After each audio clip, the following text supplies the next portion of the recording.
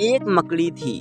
उसने आराम से रहने के लिए एक शानदार जाला बनाने का विचार किया और सोचा कि इस जाले में खूब कीड़े मक्खियाँ फंसेंगी और मैं उन्हें अपना भोजन बनाकर आराम से खाऊंगी। उसने कमरे के एक कोने को पसंद किया और वहाँ जाला बुनना शुरू कर दिया।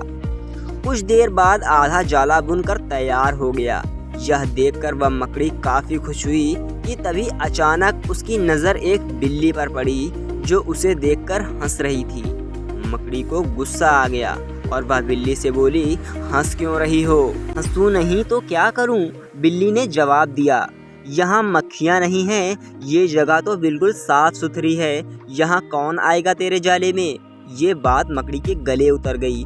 उसने अच्छी सलाह के लिए बिल्ली को धन्यवाद दिया और जाला अधूरा छोड़कर दूसरी जगह तलाश करने लगी।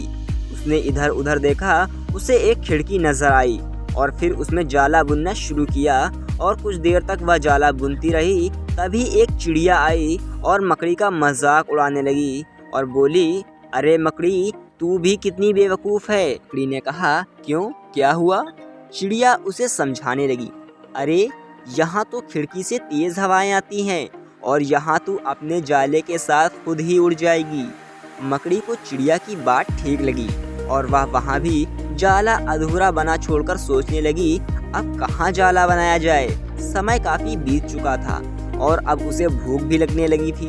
अब उसे एक अलमारी का खुला दरवाज़ा दिखा और उसने उसी में अपना जाला बुनना शुरू किया।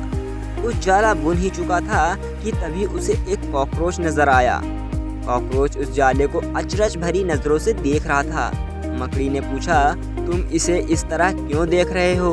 कॉकरोच बोला, अरे यहाँ कहाँ जाला बुनने चली आई हो? ये तो बेकार की अलमारी है। अभी ये यहाँ पड़ी है तो कुछ दिनों बाद इसे बेच दिया जाएगा और तुम्हारी सारी मेहनत बेकार चली जाएगी। यह सुनकर मकड़ी ने वहाँ से हट जाना ही बेहतर समझा। बार बार प्रयास करने से वह काफ़ी थक चुकी थी और उसके अंदर जाला बुनने की ताकत ही नहीं बची थी। भूख की वजह से वह परेशान थी। उसे पछतावा हो रहा था कि अगर वह पहले ही जाला बुन लेती तो अच्छा रहता, पर अब वह कुछ नहीं कर सकती थी। उसी हालत में पड़ी रही।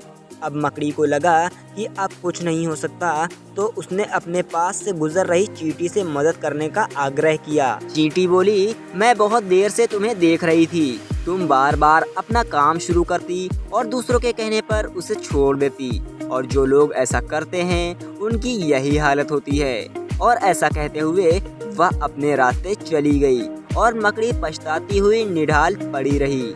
तो दोस्तों, अगर आपको हमारी ये कहानी पसंद आई हो तो प्लीज़ दोस्तों इस वीडियो को लाइक करके हमारे चैनल को सब्सक्राइब करना ना भूलना, क्योंकि दोस्तों ये कहानी सभी प्रेरणादायक होती हैं। इससे आपको कुछ ना कुछ डेली सीखने को ज़रूर मिलता है। तो दोस्तों, मिलूंगा ऐसी नई कहानी के साथ अगले दिन।